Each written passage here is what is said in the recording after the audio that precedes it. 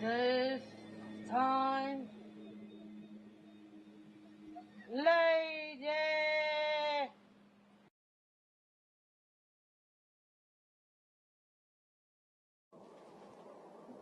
Cooperation, Tom. That's good. That's good.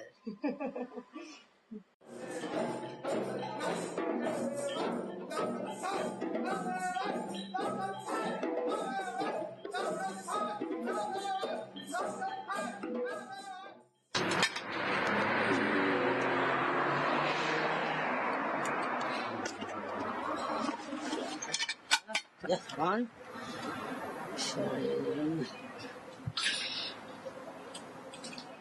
Tom was born in 1981 in May, and he's in the middle. So I had my son James, who was born in 77, and then Molly came after that, and she was born in 84. Tom's life was fairly part of run-of-the-mill family when they started to leave home and go to university and go on overseas trips. It started to feel like they were doing the normal growing up things, James and Molly, and Tom was being left behind a bit. So that started to think about, well, what sort of life would we want for him? What sort of life would he want? He wouldn't want to just be stuck at home with us. So early on, we tried to sort of think about a way for him to have a normal developmental stages, like leaving home, going to work. Out with Tom in 2002. I moved in about 3 weeks before Tom did, just to set the house up. I was 25, so I think Tom would have been about 21. And we set up house. And the idea is that people live there in return for free board and rent, and you don't pay them wages, but they don't pay rent or gas or electricity. So I thought, oh, well, they won't do it for that. I was, kept going, oh, it won't work. But in fact, it does work very well. I definitely had expectations of Tom because I wasn't there to be his mother or his carer. I was there to be his friend.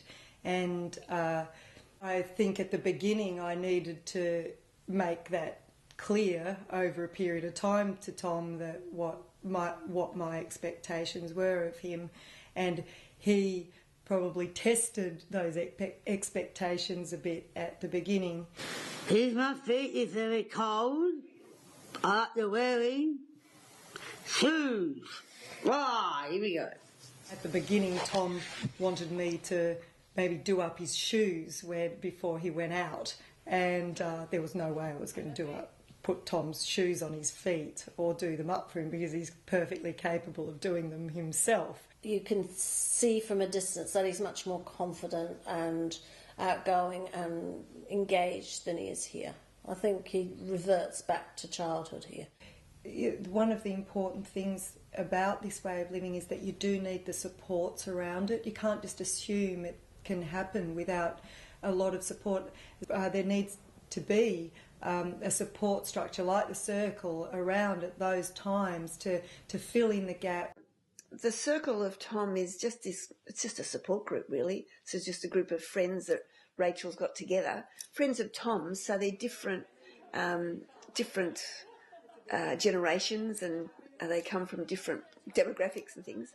And so we're there just to support Ken and Rachel and Tom.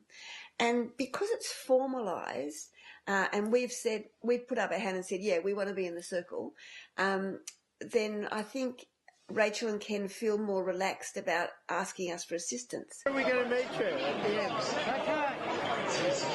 Yeah. At the entrance. Yeah.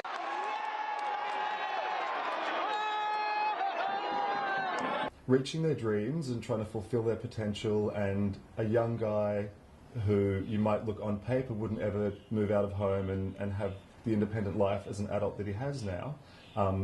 There are quite a lot of people in Tom's situation who might still be at home in their 30s with their parents. I think Tom really likes his home and feels that it's his house, and he's got a stability through having that place to live. He's lived independently for 10 years, and it means that we've had a life as well. So I think it's actually benefited everybody. Get with my baby.